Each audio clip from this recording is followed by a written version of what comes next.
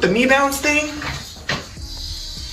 y'all ate that up because rebounds, me bounce, creep bounce, key bounce, T bounce, T bounce, anything that comes off that board, it's mine. You publicly critique your roster more than you play. Eventually, the organization sees you as part of the problem, not the solution. Angel Reese just received that brutal wake-up call. The Chicago Sky's front office made their choice unmistakably clear, and it wasn't the one she anticipated. Plans on remaining with the Chicago Sky after Rocky in the 2025. You may be like, Rocky, question mark? Yeah, you don't remember? She threw all of her teammates under the bus and then ran the bus over them. In that interview that came out, I think it was the Chicago Sun-Times. And her teammates, nah. The organization made its stance unmistakably by naming Camila Cardoso their Rookie of the Year. This was far more than an award. It was a public statement. For someone who has operated as if the franchise orbited her personal brand, the message had to sting. The choice clarifies who the front office believes is truly central to their future. Reese may have felt untouchable, but this decision is a stark reminder. In professional sports, no image is more powerful than the cold, hard truth of a team's vision. Want to come back, or maybe she's decided I want to come back, but do the Chicago Sky actually... Given the Sky's decisive move to honor Cardoso, exploring trade options for Reese is not just prudent, it's necessary. This public alignment wasn't an accident. It was a declaration of values. They've prioritized consistent, low-drama contribution over volatile star power. Trading Reese now capitalizes on her remaining market value before tensions potentially escalate on or off the court.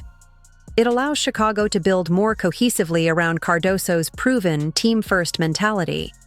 For a franchise looking to solidify its culture, keeping both players' risks fostering a divisive environment, a strategic trade could address roster needs and officially close this disruptive chapter, turning a messy situation into an opportunity for a fresh start.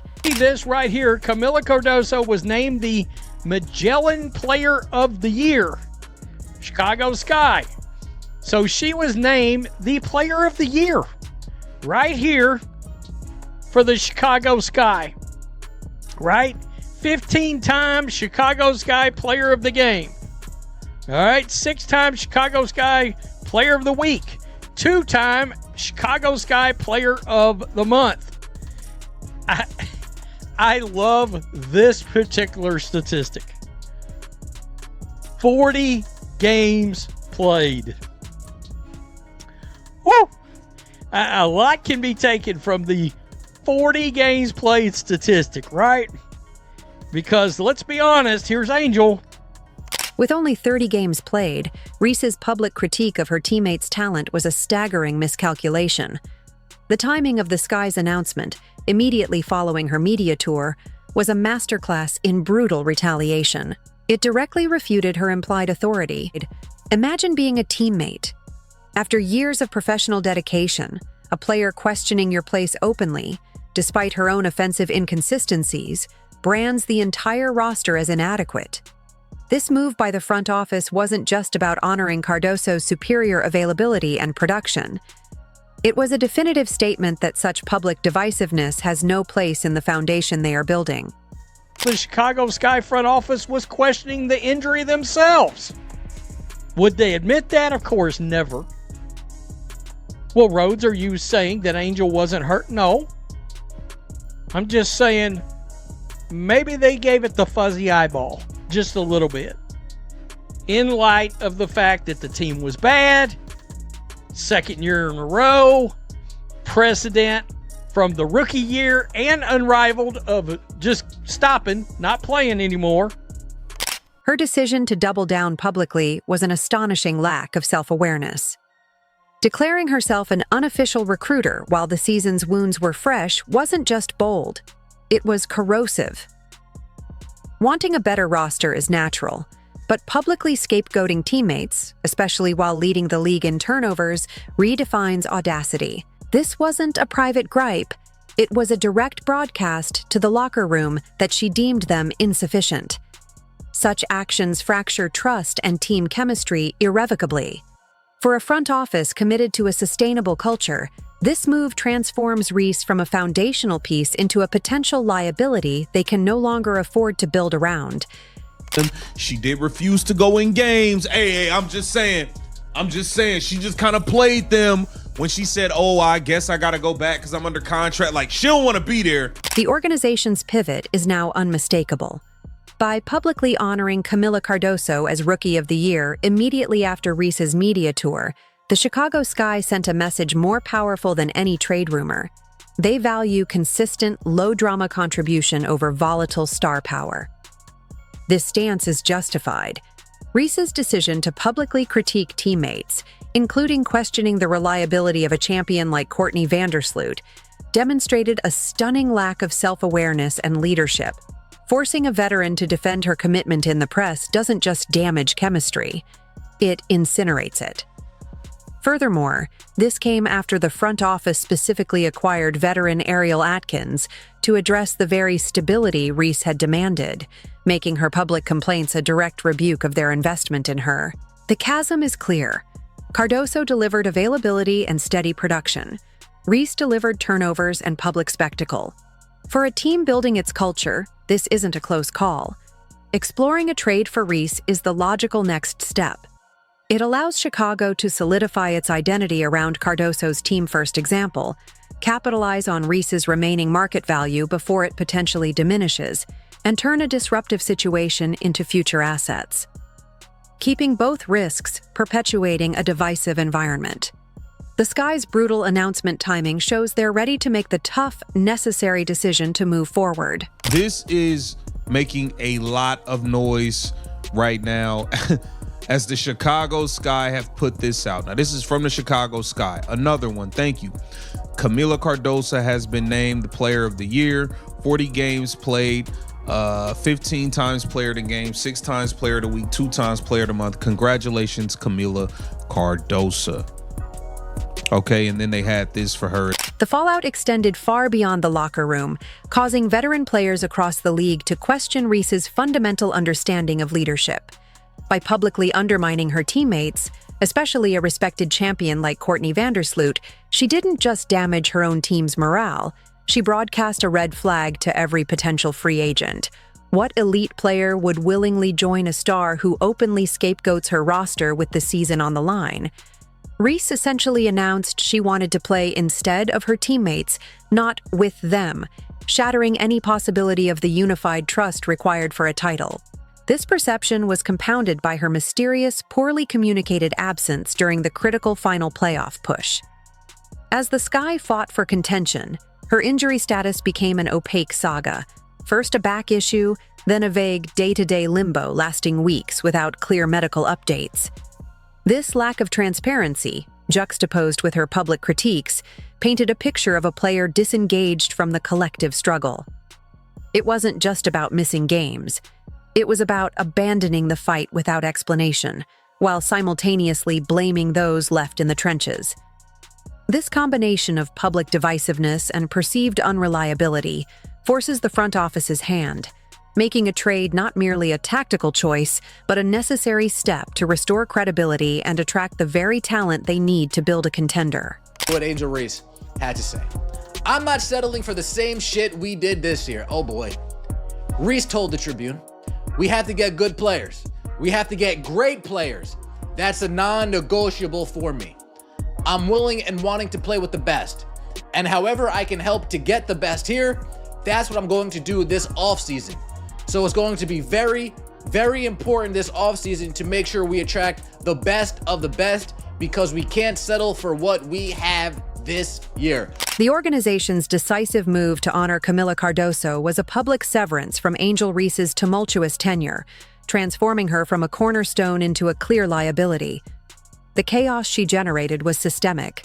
Coaches faced erratic rotations, teammates operated in constant uncertainty, and her opaque injury absences, contradicted by promotional appearances, eroded all credibility. This vanishing act during a playoff chase, paired with her public scapegoating of veterans like Courtney Vandersloot, demolished locker room trust and repelled potential free agents. Quantifiable on-court issues compounded the crisis. leading the league in turnovers and accumulating 8 technical fouls. Triggering an automatic suspension at a critical moment revealed a lack of composure that directly cost the team. Most damningly, the front office was forced to issue its own suspension for conduct detrimental to the team, confirming a fundamental breach of professional standards. The Sky's relatively light internal penalty exposed a debilitating conflict. The need to discipline a volatile star clashed with commercial reliance on her marketability. This untenable position paralyzes cultural and strategic progress. Cardoso's consistent team-first production offers a sustainable alternative. Therefore, exploring a trade for Reese is no longer optional. It is essential.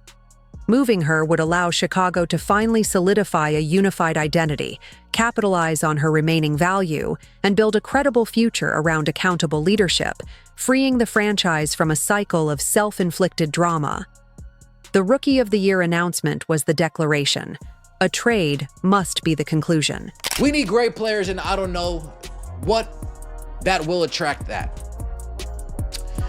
Maybe the practice facility will attract that. We'll see. But I think the priority is being able to convince free agents that this is an organization that is going in the right direction. I think, honestly, it would be a leap of faith for a great player to come here and show that this is something that they want to be a part of, and we can bring that championship mentality. A leap of faith to think that a great player would want to come to Chicago. The most damning indictment of Angel Reese's tenure with the Chicago Sky is not found in press conferences, but in the cold, hard data. The team simply performed better when she was not on the court. With her absence, the offensive flow improved, possessions became more organized, and the team played without the burden of a player who monopolized touches only to lead the entire league in turnovers, a staggering feat achieved in just 26 games. Her efficiency metrics were disastrous, with 1 in every 5 of her shots within 9 feet being blocked, underscoring a style of play that actively hindered, rather than helped, winning basketball. This statistical reality crystallized the deep-seated frustrations within the locker room. Teammates watched a player demanding roster upgrades while being mysteriously unavailable and prioritizing sneaker launches over playoff pushes. The situation grew so toxic that veterans were forced to organize a players-only meeting to confront Reese about her public disloyalty, an unthinkable necessity in a professional environment. The exhaustion was palpable, summed up by Rachel Bannum's blunt admission of being overall the drama. Even the front office's specific solution, trading for veteran leader Ariel Atkins to support Reese, failed to curb the dysfunction. Atkins herself had to publicly acknowledge the issue, while head coach Teresa Weatherspoon revealed that managing Reese's comments required top-down organizational crisis management. The locker room fractured into factions, proving Reese had become incompatible with the very culture of accountability she claimed to want. When a player's presence statistically hurts the team and emotionally splinters the roster, the front office's only responsible move is to end the experiment. Trading Reese is the essential final step to halt the damage and rebuild a coherent, competitive identity. No, Angel Reese wants nothing, absolutely nothing to do with the Chicago Sky. She's been trying to force her way out. She refused to go into games down the stretch at the end of the season. And it seems like she's been trying to force her way out. The collapse of Chicago's chemistry stems from a single broken contract: reliability. In team sports, trust is built on the certainty of who will show up, both in body and in commitment. Angel Reese's mysterious absences and inconsistent communication shattered that foundation, creating a toxic environment where coaches couldn't plan, teammates couldn't depend, and fans couldn't believe their star prioritized the court. This dysfunction was thrown into stark relief by the contrasting model in Indiana. There, a star player faced a legitimate medical issue with total transparency, clearly explaining an ear injury and its impact. She traveled with the team even when sidelined, engaged from the bench, and used her platform not to critique, but to champion her teammates, praising their defensive grit, improved shooting, and collective toughness. This is the leadership that builds cultures, not chaos. Chicago's experiment proved that demanding excellence from others while failing to meet basic professional standards is a recipe for organizational failure. The Sky now face a clear choice: continue accommodating a volatility that undermines every aspect of their operation, or decisively move on to build a culture where accountability is the cornerstone, not the controversy. The path forward, for the sake of their players and their future, is unmistakable. The stark divergence between the Indiana Fever's ascent and the Chicago Sky's turmoil provides the WNBA with a definitive case study in modern franchise building. Indiana's transformation was engineered not by a single superstar's statistics, but by a foundational culture of selfless accountability. Their star players' leadership was demonstrated through transparent communication during injury, unwavering sideline support, and a consistent media narrative that elevated her teammates' growth. This cultivated a legendary chemistry where extra shooting sessions and mutual trust translated directly into wins and sold-out arenas. Fans invested in an authentic, collective joy that became must-see entertainment. The Fever's unexpected playoff push proved that a culture built on reliability and shared sacrifice is the most powerful recruiting tool and business model available. Conversely, Chicago's season dissolved under the weight of Angel Reese's contradictory reign. The Sky's decisive move to crown Camila Cardoso Rookie of the Year was a public severance from Reese's era, signaling a profound prioritization of professional consistency over volatile talent. This was no mere award. It was an organizational verdict. Reese, by leading the league in turnovers despite limited games, orchestrating mysterious absences during a playoff chase, and publicly branding her teammates as inadequate, systematically demolished the very reliability that team sports require. Her attempt to act as a de facto general manager, demanding roster upgrades while failing to meet basic professional expectations herself, created a toxic paradox that fractured the locker room into factions and exhausted veteran leaders. The resulting dilemma for Chicago is acute. Trading Reese is no longer a strategic option, but a cultural necessity. However, her conduct has catastrophically undermined her trade value. She has effectively become a toxic asset. What executive would willingly acquire a player who has publicly quit on her team, skipped games for brand commitments, led the league in giveaways, and scorched the earth for future free agent recruitment? Her actions didn't just critique the current roster. They poisoned the well for the entire franchise's future appeal. The market for such a player is fraught, likely requiring Chicago to accept a diminished return simply to facilitate a fresh start. Therefore, the Sky's path forward is clear, though painfully steep. The goal of a Reese trade is no longer to win a transaction, but to conclusively end a corrosive cycle. It is a move to stop the bleeding and reclaim their organizational identity. By dealing Reese, Chicago can fully commit to the blueprint they have already endorsed, building around Cardoso's dependable team-first production and the values of professionalism she embodies. This reset will be challenging and may involve short-term basketball setbacks, but it is the only route to sustainable health. The ultimate lesson for Chicago is one Indiana mastered: individual talent is meaningless without the collective trust to harness it. Excellence must be demanded of oneself before it is expected of others. The Sky's future success now depends on their courage to fully embrace that lesson, leaving behind the drama of a solitary star for the cohesive promise of a true team.